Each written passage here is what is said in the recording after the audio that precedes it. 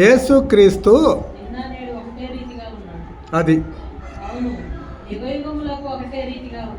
చాలు. ఇప్పుడు ఈరోజు మనము పాత నిబంధనలోని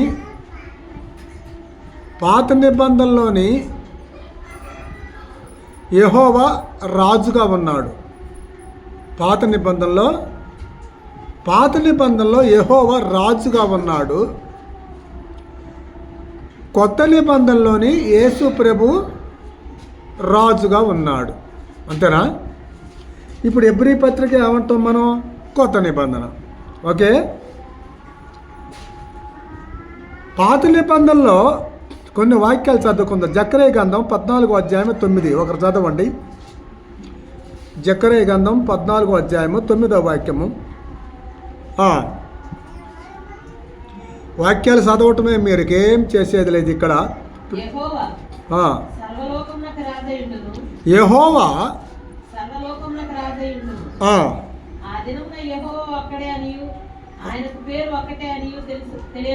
చాలు. ఇది ప్రవచనం. జకర్యా గారు రాస్తూ ఇది ప్రవచనము ఏమై ఉందంటే, సర్వలోకమునకు యెహోవా ఒక్కడే రాజు. అంతేనా? సర్వలోకానికి యెహోవా ఒక్కడే రాజు అని అంటున్నాడు. సర్వలోకం అంటే భూమి మీదనైనను భూమి కింద అయినను పరలోకమైన, ఇది సర్వలోకము అంటారు. అంతేనా? మరి రాజు అంటే అర్థం ఏమిటి? రాజు అంటే రాజ్య పరిపాలన చేసే ఆయన్ని, అది రాజ్య పరిపాలన చేసే ఆయన్ని రాజు అంటాం.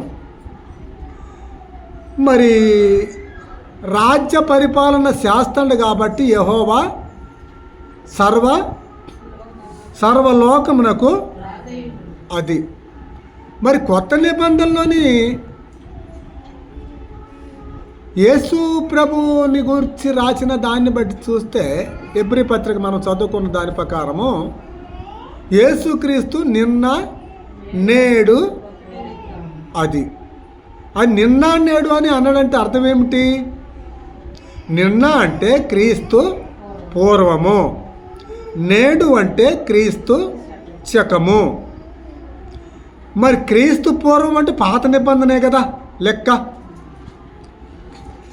మరి క్రీస్తు పూర్వం అన్నప్పుడు పాత నిబంధన. మరి పాత నిబంధనలోని యెహోవా సర్వలోకానికి రాజు అయి ఉన్నాడు అన్నాడు ఏంటి? మరి ఎందుకు రాశారు? మరి కరెక్టేనా? అది. మరి ఒక వాక్యం అన్నీ చదువుకున్నాక తర్వాత మనం వివరించుకుందాము. కీర్తన గ్రంథం 10వ అధ్యాయము 16వ వాక్యము ఒకళ్ళు తీయండి, ఒకళ్ళు చదవండి. కీర్తన 29:10 ఒకళ్ళు చదవండి త్వరగా. కీర్తన 10వ అధ్యాయము 16వ వాక్యం ఒకరు చదవండి. యెహోవా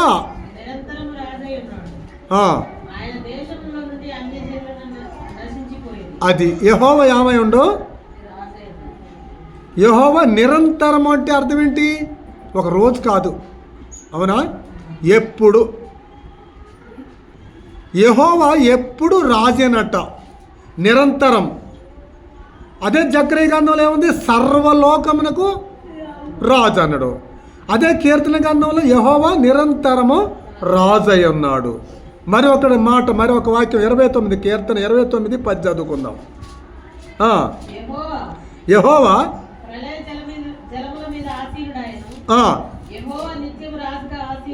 అది అన్నమాట. యెహోవా నిత్యము నిరంతరము రాజు అయి ఉన్నాడు, నిత్యము రాజుగా ఉన్నాడు, సర్వలోకమునకు రాజు అయి ఉన్నాడు. అవునా?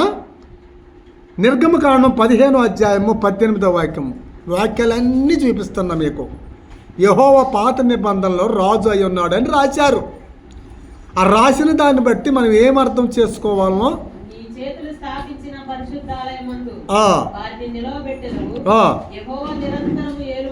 నిరంతరం అది. యెహోవా అంటే రాజ్యాన్ని ఏలే ఆయన్నే కదా రాజు అనేది. అంతేనా?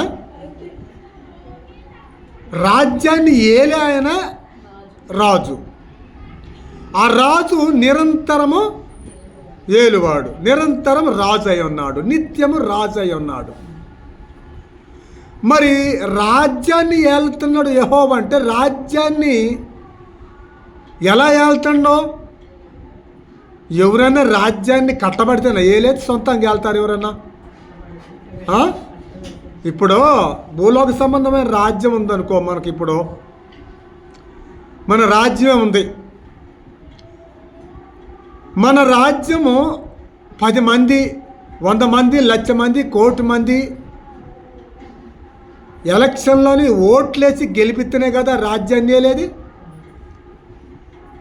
మరి ఈ యెహోవా నిరంతరం రాజు అయి ఉన్నాడంటే, నిరంతరం ఏళ్తున్నాడంటే మరి ఈయన రాజు అయినట్టే కదా.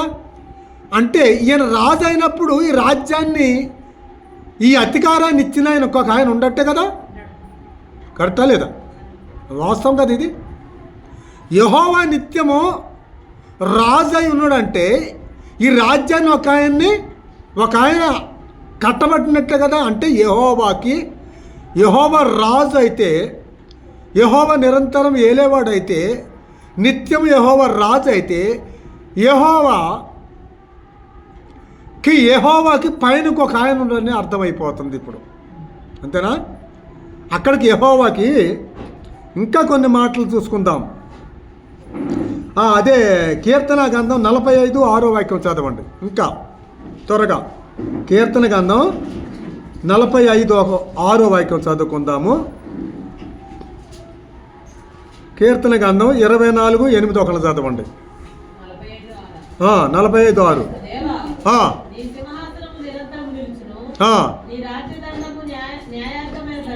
అది నీ సింహాసనము నిరంతరం, అది ఆయన రాజ్య పరిపాలన చేస్తున్నాడు. సింహాసనము కూడా ఉన్నది. అంతేనా? సింహాసనము మీద ఉన్నాడు, వెళ్తున్నాడు, రాజ్య పరిపాలన చేస్తాడు. ఆయన రాజ్యం ఏదంటే సర్వలోకము.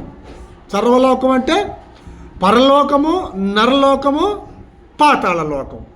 3 లోకాల మీద ఆయన యెహోవా రాజు అన్నమాట. అందుకనే ఆయనకి కొన్ని చోట్ల మరి ఇంకా కొన్ని వాక్యాలు చదువుకొని మనం ఈ వాక్యాలను ఎందుకు చూపిస్తుందంటే ఈనాటి బోధకులకి బుద్ధి కలగటానికి, జ్ఞానం నేర్చుకుంటారని. అవును, జ్ఞానం నేర్చుకుంటారని బైబిల్ చెబుతుంది ఇక్కడ. కీర్తన 24:8 చదవండి.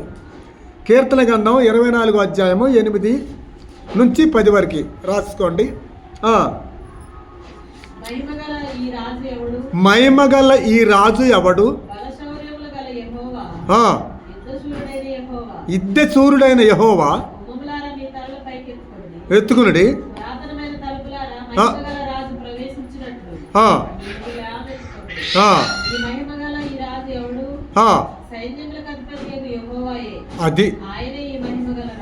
అది అర్థమైంది ఇప్పుడు. ఈ మహిమగల రాజు ఎవరంటే సైన్యములకి అధిపతియగు యెహోవా. ఇప్పుడు పాత నిబంధనలోని క్రీస్తు పూర్వము పాత నిబంధనలో రాజ్యాన్ని ఏలింది ఎవరో, రాజ్య పరిపాలన చేసింది ఎవరంటే మహిమగల ఈ రాజు యెహోవా అని కీర్తన గ్రంథం 24లో భద్రంగా రాయబడి ఉంది. అవునా? మహిమగల రాజ్యము. మరి మహిమగల రాజ్యానికి రాజు ఎవరంటే యెహోవే. అవునా? మరి ఒక వాక్యం ఇర్మియా గ్రంథం 10వ అధ్యాయం 10వ వాక్యం. ఈ వాక్యాలన్నీ ఎందుకు చూపిస్తుందంటే యెహోవా ఏమై ఉన్నాడు అది తెలుసుకోవటానికి అన్నమాట. త్వరగా ఇర్మియా గ్రంథము 10వ అధ్యాయం 10వ వాక్యం. యెహోవాయే నిజమైన దేవుడు. అది రాజు ఈయనేనంట, దేవుడు కూడా ఈయనేనంట. అవునా? ఇప్పుడు ఇక్కడనే ఉంది మర్మం. దేవుడు అనేలకి దేవుడు యెహోవాయేగా మరి ఇంకెవరు ఉంటారు అని ఈ లోకంలోని బోధకులందరూ కూడా దేవుడు అంటే ఎవరంటే యెహోవా. మంచిది. దేవుడు అంటున్నారు. మరి రాజు ఎవరు? రాజు కూడా యెహోవాయే. మరి దేవుళ్ళో ఉన్న మర్మం ఏంటి, ఈ రాజులో ఉన్న మర్మం ఏంటి, ఇది అర్థం కావాలి. మెయిన్ యెహోవా దేవుడని రాయబడి ఉంది. దేవుడే యెహోవా, దేవుడే సృష్టికర్త యెహోవాయే, రాజ్య పరిపాలన చేసేది యెహోవాయే. ఆయనకి మరొక మాట ఏమున్నదంటే సర్వాధికారము ఇయ్యబడెను అని రాయబడి ఉంది. అవునా? సర్వాధికారము, సర్వాధికారి అయిన దేవుడు అని రాయబడి ఉంది. అంతేనా? సర్వాధికారి అనే దేవుడు అంటే సర్వాన్ని ఏలేవాడు అని అర్థం. అంతేనా? సర్వాధికారి అంటే సర్వాన్ని ఏలేవాడిని, సర్వానికి అధికారి అని అర్థం. ఈ సర్వానికి అధికారం ఇచ్చిన ఆయన ఇంకొక ఆయన ఉన్నాడు. ఉంటేనే ఈయనకి ఈ ఘనతలు, ఈ రాజు అనే పదము ఇవన్నీ ఆయన చెందుతాయి అన్నమాట. మరి ఈ రాజ్యాన్ని ఎప్పుడు స్థాపించారు అంటే పాత నిబంధనలో యూదులు ఇశ్రాయేలీయులకి రాజు ఎవరంటే యెహోవాయే. అవునా? పాత నిబంధనలో రాజ్యం ఎవరు ఏలారంటే యెహోవాయే ఏలాడు. రాజ్యం ఎవరిదంటే యెహోవాదే. కావాలంటే మరి ఒక వాక్యం చదువుకుందాం. సంఖ్యాకాండం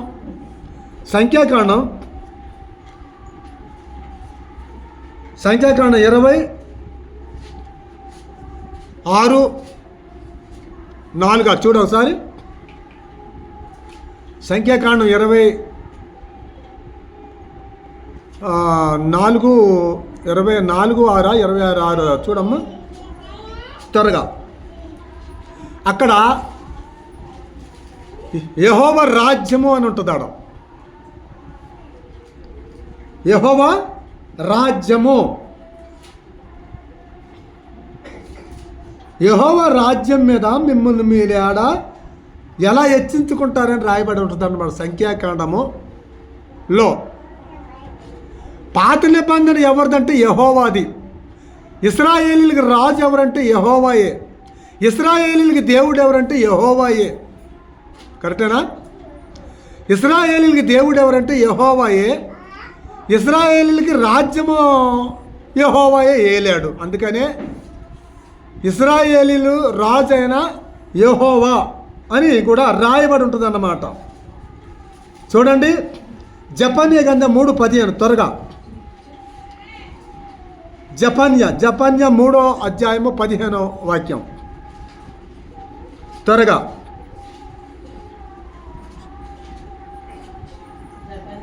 జెఫన్యా 3:15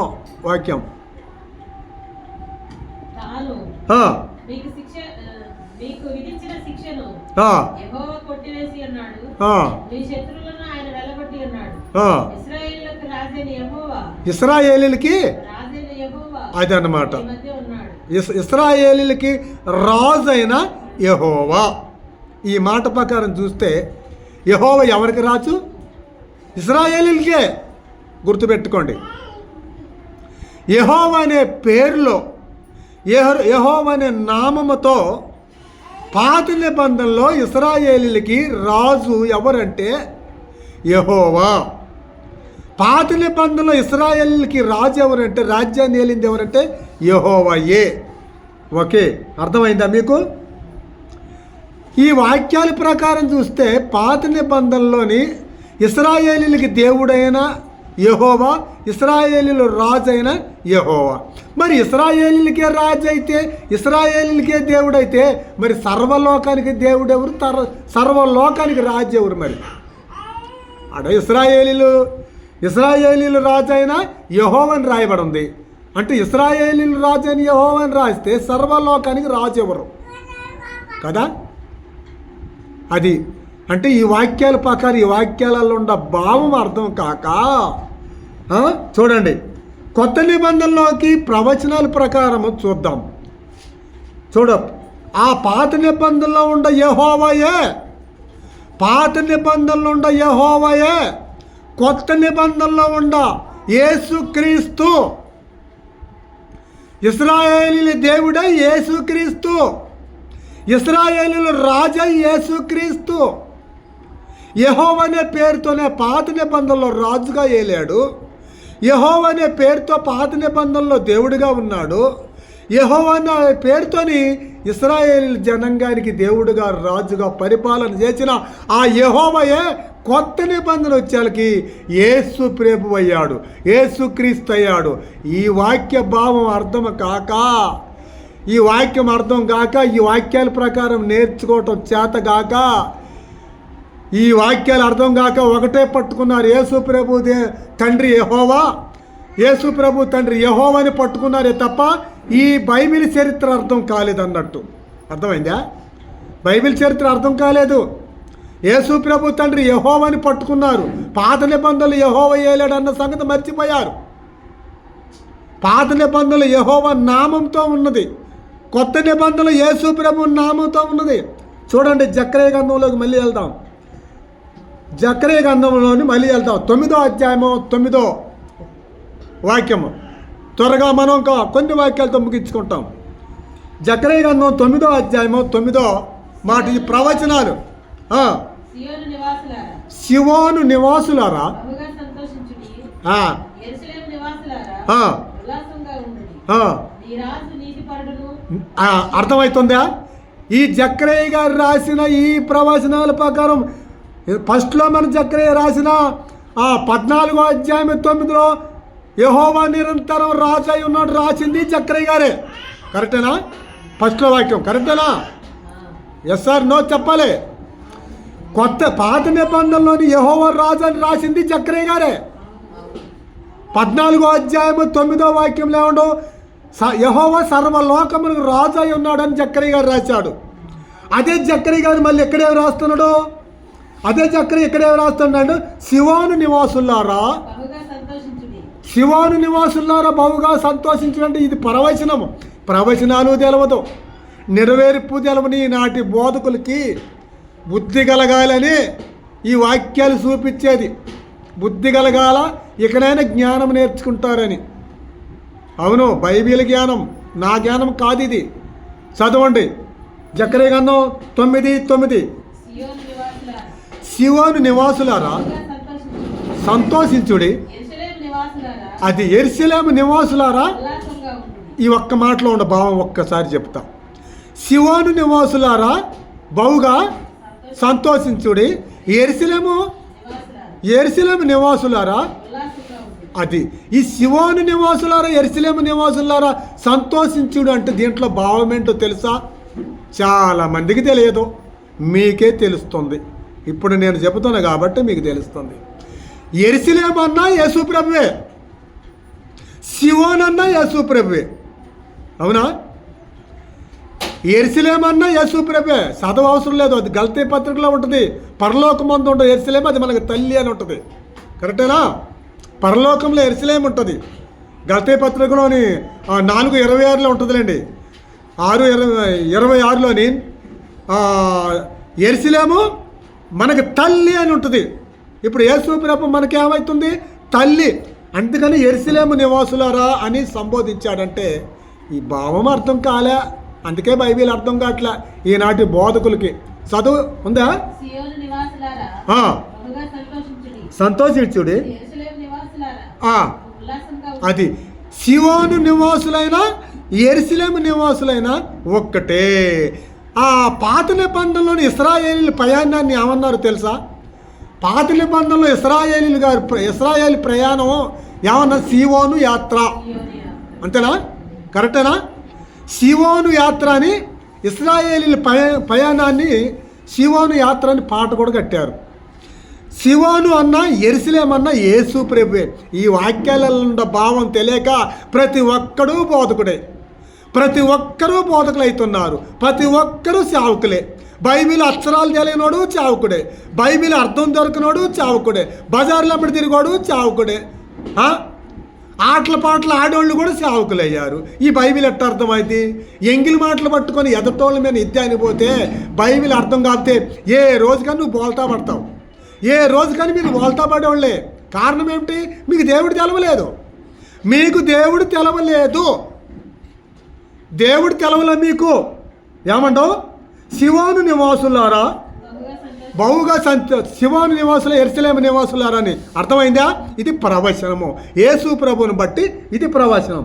అయితే మత్తయి సువార్త 21వ అధ్యాయము 5వ వాక్యం త్వరగా. మత్తయి సువార్త, ఇదిగో నీ రాజు. ఇందాక మనం చూసుకుని యెహోవా రాజు, యెహోవా నిరంతరం రాజు అని పాత నిబంధనలో చూసుకున్నాం కదా. కొత్త నిబంధనలో ఆ పాత నిబంధనలో యెహోవా అనే పేరుతో ప్రవచనాలు వచ్చినాయి. కరెక్టేనా? యెహోవా రాజు అంటే ప్రవచనము. ఇప్పుడు కొత్త నిబంధనలో యేసు ప్రభుని గురించి అదే ప్రవచనాలు, అదే ప్రవక్తలు రాశారు. ఆ ప్రవక్తలే రాశారు పాత నిబంధన గురించి, ఆ ప్రవక్తలే రాశారు కొత్త నిబంధన గురించి. అది అర్థం కాక వ్యర్థమైన ఆరాధనలు చెప్తే ఈ బైబిల్ అర్థం కాని వాళ్ళకి, ఈ బైబిల్ అర్థం కాని 20-30 మంది మారు మనసు లేని వాళ్ళని సంఘమాల పోగు చేసుకొని ఈ బైబిల్లో జ్ఞానం అంతా ఈ సంఘాన్ని నేను బోధిస్తుందంటే అది ఎంతవరకు జ్ఞానము? ఒక 20 మంది 20 సంవత్సరాలు, ఈ 30 మంది 20 సంవత్సరాల నుంచి ఈ బైబిల్ కానీ 20 మందికే బోధిస్తున్నామంటే ఇది ఎంతవరకు జ్ఞానం? కరెక్ట్ అని మీరు చెప్పండి. కరెక్టేనా? ఈ 10 మందికే ఈ బైబిల్ అంతా రాసిండా? ఈ కనీస జ్ఞానం లేని వాళ్ళంతా బోధకులే. కనీస జ్ఞానం లేని వాళ్ళంతా బైబిల్ అక్షరం ఎక్కడుందో తెలియనోడు బోధకుడే. వాడు ఆదివారం వచ్చినప్పుడు ఆరాధనలోని అయ్యో వాక్యాలు చెబుతారు, మళ్ళీ బయటికి పోయినాక ఈ భూ సంబంధమైన మాటలే పలుకుతారు, చాండాల పైన మాటలు పలుకుతారు. అవి అర్థం కావాలి. చూడండి మరి మత్తయి సువార్త 21వ అధ్యాయము 5వ వాక్యం త్వరగా. ఇదిగో నీ రాజు సాత్వికుడు. మత్తయ్య గారు రాస్తున్నారు. మత్తయ్య గారు అది నీ రాజు సాత్వికుడు. యేసు ప్రభుని గురించి రాసిన మాటలు ఈ నెడవేర్పు వాక్యాలు అన్నమాట. కొత్త నిబంధన నెడవేర్పు వాక్యాలు. నీ రాజు సాత్వికుడు గాడిద పిల్లని ఎక్కొస్తున్నాడండి. ఆడ రాయబడింది రాజు. కొత్త నిబంధనలు రాజు ఎవరు? యేసు ప్రభు. మరొక మాట యోహాను సువార్త త్వరగా. యోహాను సువార్త 12వ అధ్యాయము 14-15 వాక్యం చదువుకుందాం. యోహాను సువార్త 12వ అధ్యాయము 14-15 వాక్యాలు రాసుకోండి, చదువుకోండి. సియోను కుమారి. ఇందాక మనం ఏం చూసినాం? సియోను నివాసులారా సంతోషించుడని మనం జక్కరి గ్రంథం చూసాం. అవునా? చూసావా? ఇక్కడేమి రాసింది? చదువు. సియోను కుమారి భయపడకుము, ఇదిగో నీ రాజు. అంటే అర్థం ఏంటి? సియోను కుమారి భయపడకుము, నీ రాజు అనడు. సియోను కుమారి అంటే ఎవరు? సంఘము. సియోను కుమార్ అంటే సంఘము. ఇగో నీ రాజు వస్తున్నాడని ఆ గాడి పిల్ల మీద ఎక్కువచ్చే దాన్ని బట్టి నెడవేర్పు వాక్యాలు. అవునా? అందుకనే చూడండి మరి ఒక మాట.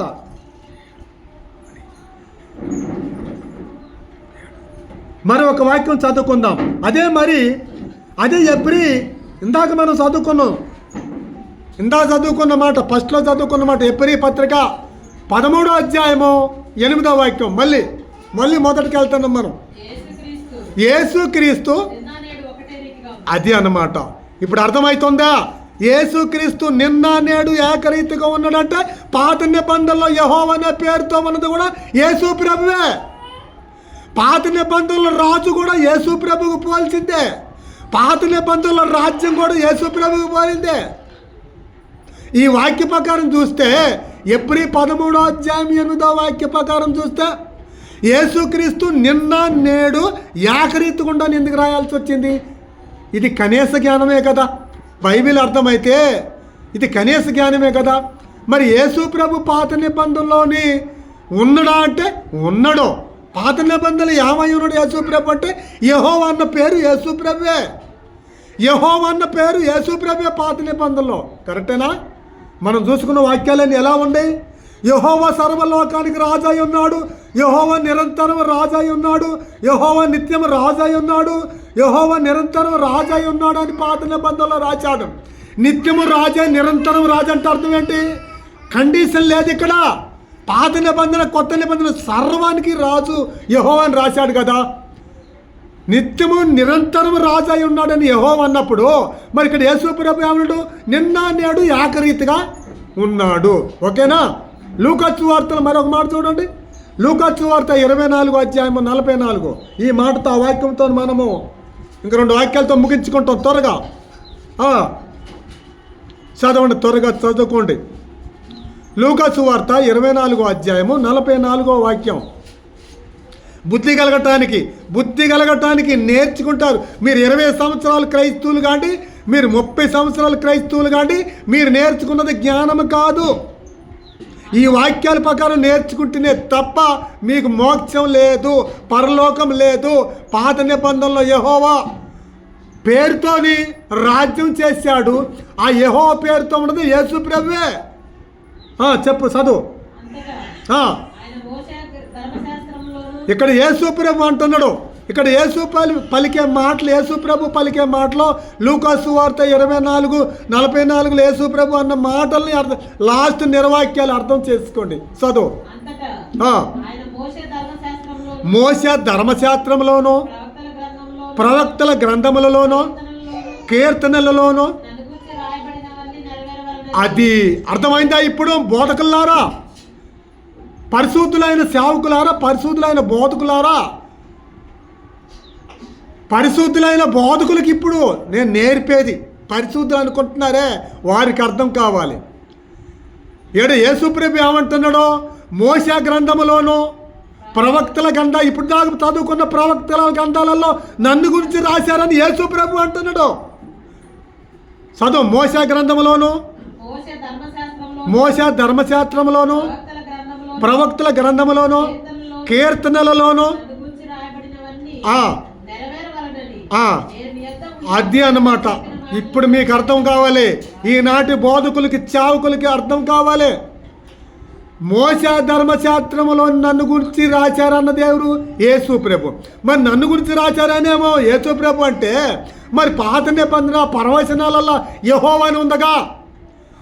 మరి యెహోవాని ఉంటే యేసు ప్రభు నన్ను గురించి రాశారంటే అర్థం ఏంటి? అంటే ఆ యెహోవాని నేనే అన్నట్టే కదా అర్థం. కరెక్టేనా? అంతేనా? మోషే ధర్మశాస్త్రంలోనో ప్రవక్తల గ్రంథాలలోనో కీర్తన గ్రంథాలలో నన్ను గురించి రాశారంటే మనం ఏం చదువుకున్నాం?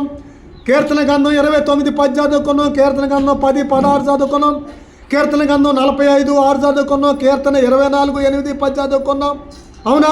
ప్రవక్తల గ్రంథాలలో కూడా చదువుకున్నాం. ప్రవక్తలన్ని గ్రంథాలలో యెహోవా యెహోవా అని ఉంది. మరి కొత్త నిబంధనలోని లాస్ట్ మాట ఏముంది? అదే యోహాను సువార్త 18:36-37 ఏముంటుందంటే, అక్కడ ఏముంటుందని నువ్వు రాజువా అని పిలాతు అక్కడ అడుగుతాడు. యోహాను సువార్త 18 అధ్యాయము 37-38 ఉంటాయి. నువ్వు రాజు అంటే యేసు ప్రభు నేను రాజునే అనడు. అంటే కొత్త నిబంధనలు యేసు రాజా? అందుకు పిలాతు యేసు ప్రభుని అడుగుతూ నువ్వు రాజువా అని అడిగాడు. నువ్వు అన్నట్టు నేను రాజునే అనడు. ఇప్పుడు చాలు. ఇప్పుడు యేసు ప్రభు కొత్త నిబంధన నేను రాజుని ఒప్పుకున్నాడు కదా. మరి పాత నిబంధనలు యెహోవా రాజు ఉంది కదా. ఓ జ్ఞానవంతులైన బోధకులారా, సర్వలోకములు ఉండ దేవుని చావుకులు అనుకున్న దొంగ ప్రవక్తలారా, ఈ వాక్యాల ప్రకారం మిమ్మల్ని ఏమనాలి? ఈ వాక్యాల ప్రకారం ఏమనాలి? పాత నిబంధనలోనే యెహోవా రాజు, కొత్త నిబంధనలు యేసు ప్రభు రాజు. అందుకే ఎబ్రీ పత్రికలో నిన్న నేడు ఏకరీతిగా. జ్ఞానం లేదు. జ్ఞానం లేని వారికి నేను ఎంతకాలం చెప్పాలి? జ్ఞానం లేని వాళ్ళకి నేను చెప్పను. జ్ఞానం ఉన్నవారికే నేను చెబుతుంటా. ఎప్పుడు చెప్పినా జ్ఞానం లేని వాళ్ళకి చెబితే అర్థం చేసుకోలేరు. అదనమాట. జ్ఞానం ఉండేవారికి చెప్తే వృద్ధి చేర్చుకుంటారు. జ్ఞానం ఉండేవారికి వృద్ధి చేర్చుకుంటారు. వీళ్ళకి ఎంతకాలం వీళ్ళు క్రైస్తవులైనా, ఎంతకాలం పరిశుద్ధ బోధలైనా అంత అవుతుందే. పాత నిబంధనలో ఉన్నది యేసు ప్రభువే. యెహోవా అన్న పేరుతో యేసు ప్రభు ఉండవు. మరి యేసు ప్రభువే కాకపోతే పాత నిబంధనలు యెహోవా అనే పేరుతో ఉంటే కొత్త నిబంధనలు ఎందుకు యెహోవా రాలేదంటే, పాత నిబంధనలు యెహోవా అని ఉన్నాడు, మరి కొత్త నిబంధనలు యెహోవా అని ఎందుకు రాయలేదు అని అంటే, యెహోవా అనే పేరు కూడా యేసు కాబట్టి పాత నిబంధనలు యెహోవా అనే పేరుతో చలామణి అయితే కొత్త నిబంధనలు యేసు ప్రభు అని చలామణి అయింది. అందుకే అన్నాడు హెబ్రీ గ్రంథకర్త, యేసుక్రీస్తు నిన్న నేడు ఏకరీతిగా ఉండని చెప్పాడు. ఇప్పుడు యేసు ప్రభు తండ్రి ఎవరు? యేసు ప్రభు తండ్రిని గురించి నేను చెప్పట్లేదు. యేసు ప్రభు తండ్రి యెహోవా కాదు కాబట్టి, యేసు ప్రభు తండ్రి యెహోవా అని 195 అనుకుంటున్నారు. కాదు, యేసు ప్రభు తండ్రి యెహోవా కాదు. యెహోవా రాజు, యెహోవా రాజ్య పరిపాలన చేసేవాడు, యెహోవా రాజ్యం చేసేవాడు, యెహోవా నిద్రపోయేవాడు. యెహోవా నామమున పాత నిబంధనలో ప్రార్థన చేశారు. యెహోవా నామమున పాత నిబంధనలో ప్రార్థన చేస్తే కొత్త నిబంధనలో యేసు ప్రభు నామంలో ప్రార్థన చేస్తున్నాం. కరెక్టేనా? పాత నిబంధనలో మన పితరులు రాజులు యెహోవా నామమున ప్రార్థన చేశారు. కొత్త నిబంధనలు యేసు అని నామం చేస్తున్నాం. ఈ రెండు ఒకటే. అర్థమైంది మీకు? పాత నిబంధనలు యెహోవా, కొత్త నిబంధనలు యేసు, ఈ రెండు ఒకటే. యేసు ప్రభు తండ్రి యెహోవా కాదు, యెహోవా యేసు. ఆ యెహోవా యేసుగా వచ్చాడు. పాత నిబంధనలు యెహోవా పేరుతోని, ఎందుకంటే వాక్యాల ప్రకారం నేను చెబుతున్నా. మోషే ధర్మశాస్త్రంలోనూ కీర్తన గ్రంథాల్లోని ప్రవక్తల గ్రంథాలు నన్ను గురించి రాశారని యేసు ప్రభు అనడు. యేసు ప్రభుని బట్టి నేను చెప్తున్నా. మీరెవరు అర్థం చెప్పడానికి? మీరు నేర్చుకోవాల్సిందే. ఇక్కడ తప్పు చెప్పడానికి ఛాన్స్ లేదు. ఉందా ఛాన్సు? లేదు. వాక్యాల ప్రకారం చెప్పుకున్నాం, వాక్యాల ప్రకారం నేర్చుకుంటున్నాం. పాత నిబంధనలు యెహోవా, కొత్త నిబంధనలు యేసు, ఈ రెండు కూడా యేసే. యేసు ప్రభు తండ్రి యెహోవా కాదు. బుద్ధి లేని వారు బుద్ధి తెచ్చుకోవటం మంచిది, జ్ఞానం తెచ్చుకోవటం మంచిది. యేసు ప్రభు తండ్రి యెహోవా కాదు. యేసు ప్రభు తండ్రి యెహోవా అని బోధిస్తున్నారు. కాదు, యెహోవా యేసు ఒక్కటే. పాత నిబంధనలో ఉండ యెహోవా కొత్త నిబంధనలోకి యేసుగా వచ్చాడు. ఓకే, కరెక్టేనా? పాత నిబంధనలో ఉండే యెహోవా కొత్త నిబంధనలో యేసుగా వచ్చాడు. అందుకే ప్రవచనాలలో ఏమో యెహోవా ఉంటే, పాత నిబంధనలోని మరి యెషయా గ్రంథంలో ఉంది, నిన్ను సృష్టించిన వాడిని భర్త అని యెహోవా ఉంది. కొత్త నిబంధనల ప్రకటన గ్రంథంలోని గొర్రె పిల్ల యెహోవా అని ఉంది. మరి అర్థమైందా? పాత నిబంధన ప్రవచనంలో యెహోవా అన్నాడు, నెడువేర్పులు యేసు అన్నాడు. అంటే రెండు ఒకటే. ఆ యెహోవా యేసు. ఇక మీ వాక్యాలన్నీ బంధు, మీ సంఘాలన్నీ ఉత్తదే. మీకు బైబిల్ అర్థం కాలేదు, మీ సంఘాలన్నీ కూడా డూప్లికేట్ సంఘాలే. అసలు దేవుడు అర్థం కాలేదు. అసలు దేవుని గురించి మీ దేవుని చిత్తమైతే ఇంకొక అంశంలో కలుసుకుందాం.